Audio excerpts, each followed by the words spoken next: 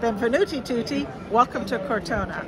Cortona has been my husband and my home for 16 years, full time. It's an old, very old town. In fact, it's older than Rome. It was founded by the Etruscans about 2,500 years ago, and Cortona was one of the 12 city-states that make up the most important towns of the Etruscans. Behind me is the iconic building, the Comune building of Cortona.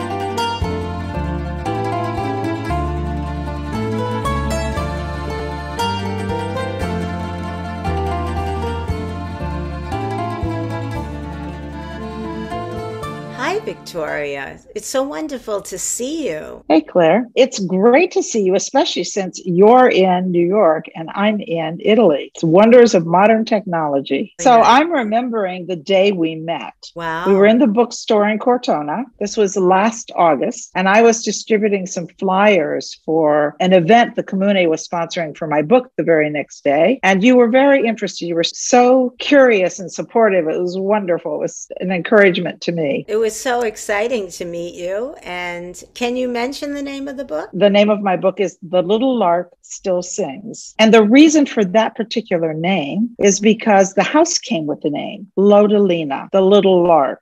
And so the title, The Little Lark Still Sings, is a metaphor for the house. First summer, which was really quite an amazing experience, I was still singing. Oh, that is so beautiful. Ina means little. So if you attach ina to anything, it means the little. So Lodola is the bird and Lodolina is the little bird, the little lark. We're getting a little Italian lesson in this too. Thank you. Very sweet. It's very sweet. And I learned something very interesting from you about how houses, homes receive their names and why a name and not a number, because that is so unusual for me. So all the houses in our area, even the simplest, most humble farmhouse, had a name. Lodolina is the pre-postal name of our house. And I want to mention that I did come to your book signing, and it was very exciting, and you looked fabulous, as always. I was on my own. My husband didn't come for that trip, and I have to bring something back. What do I bring back? We're here all the time. I couldn't imagine. I said, I'm going to bring a book, and I'm going to have it signed. Well, he loved the book. In fact, you told me that he was reading parts of it to you aloud. The next time I saw you, you said to me, I remember who you are, and we bought a house in Cortona, and it's your fault. Yes, you were the clincher. That was so much fun. And thank you for sharing Cortona, because it's a special place for both you and your family and for me and my family. We're going to see a little bit more of the town. So you'll take us on a stroll through Cortona, or Passeggiando per Cortona. My pleasure.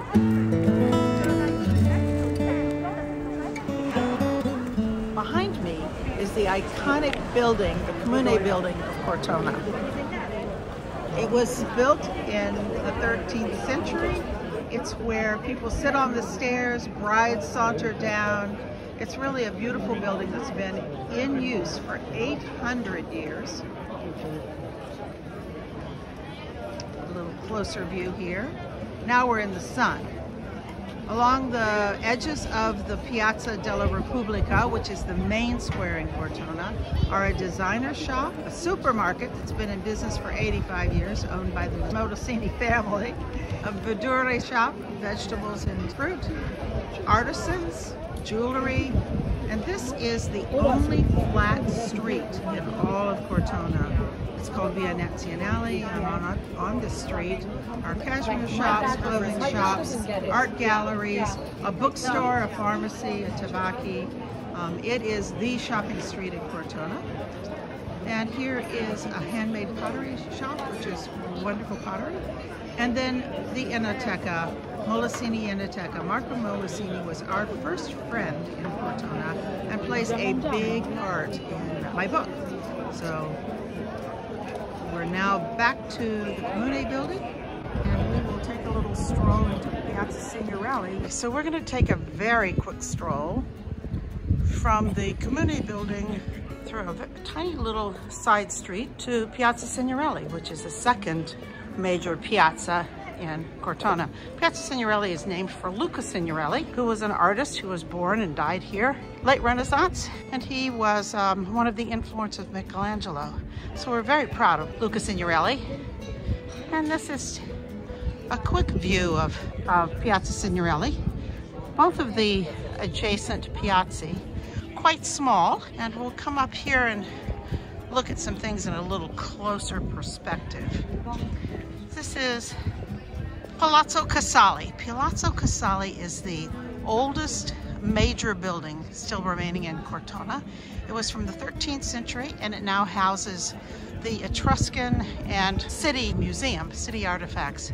Under here, when they started building the museum, they went down far enough that they found Roman ruins.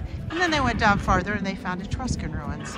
So this museum is set up so that you go all the way down to the bottom, and then you work your way up from the Etruscan times, through the Roman times, through the medieval times, until today. And we have several rooms that house Gino Severini art, which are quite extraordinary artists from the early 20th century. This is Teatro Signorelli. It was built in 1854 as part of the reunification of Italy. And it is just like every other small town opera house. It holds probably 500 people, and it has a horseshoe-shaped center part and then boxes, 4 levels of boxes.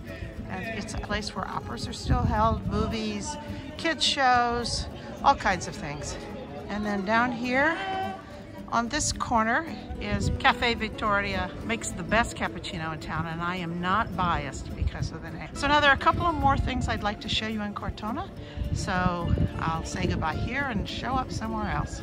We're now outside the walls of Cortona at the Etruscan Bifora. This Corte Bifara is the only Etruscan gate in the walls of Cortona, and it was started in the 4th century BC with only one gate, the gate on the left, and then the gate on the right was added in about the 2nd century BC. It's part of Cortona's very beautiful medieval walls. This goes all the way to another gate. The other thing I wanted to show you in this Bifora, which by the way is the only existing double-arched Etruscan gate in the world, we understand, is the size of the stones that the Etruscans were using. I don't know if you can see in here. This gate was walled up after the city was invaded so that it could never be invaded again. But these Etruscan stones are gigantic, particularly when you look at them in contrast to the smaller stones above, which are much more typical of medieval city walls. You look down the other direction as well. This is a very long, straight section of the Cortona wall.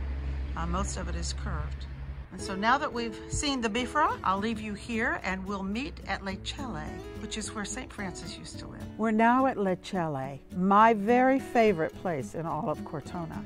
It's about 2 miles outside of the Cortona walls, and it started as a cave over a gorge where Francis slept when he was in our area. Within a couple of generations after Francis died, it grew into a very large monastery that housed over 200 brothers. Celle means the cells, and you can see all the little tiny windows that represent rooms where the brothers would stay. Today, Celle is the international headquarters for the Capuchins, the Franciscan order that most closely follows Francis' teachings, and only 6 brothers live here. The monastery is also used for conferences and schools, and the chapel is where we worship each Sunday. I'm going to walk down a very long zigzaggy stone path, and I'll meet you at the bottom where the bridge crosses the gorge.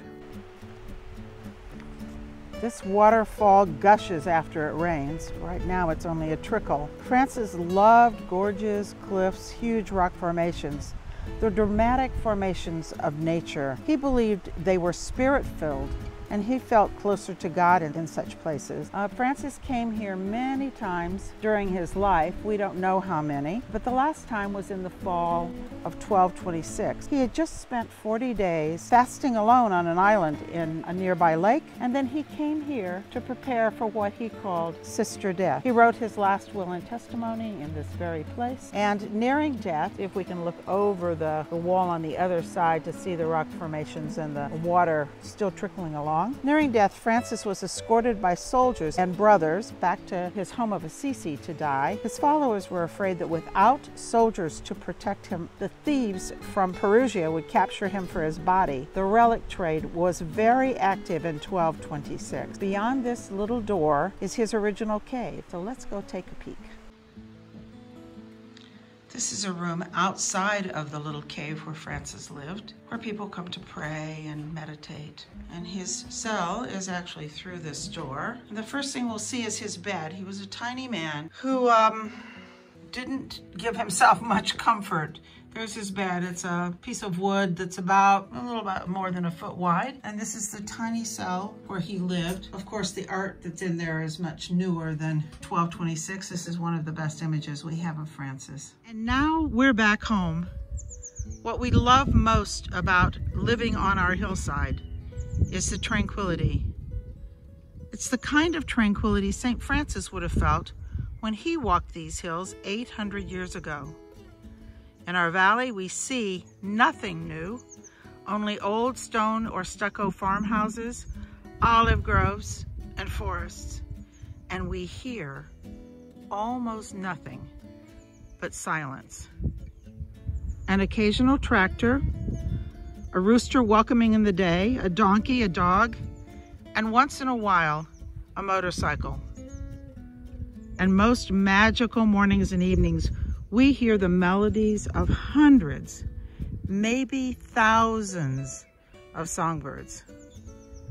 We believe these 2 cypress trees were planted in memory of sons lost in the Great War. 600 Cortonese soldiers were killed in World War I, and many cypress trees in our area that are about this size were planted in memory of lost loved ones. These 2 trees are about twice as tall as our 2-story farmhouse. And here's Lodolina. I hope you've enjoyed this brief introduction to Cortona and that you'll come for a longer visit, either in person or with me in the pages of my book, The Little Lark Still Sings. Well, Victoria, that was wonderful. Thank you for sharing Cortona with us. Absolutely. My pleasure, but it was just a taste of the town. So if you want to share a summer with me, you can read the book, The Little Lark Still Sings. It definitely brings you there. It gives you a taste of the town and the people and the experiences. You really captured it. Again, thank you. Can you tell us where we can get a copy of your book, please? Of course. It's available on Amazon, Barnes & Noble, your local bookstore, or in many libraries. Thank you again. And I hope to see you soon. Ci vediamo. Ci vediamo, and at the end of every Passeggiando, there's always time to share a cup of coffee. So I hope you will join me this summer in the piazza and we'll have a cafe together. Sounds wonderful. I love my coffee. Arrivederci.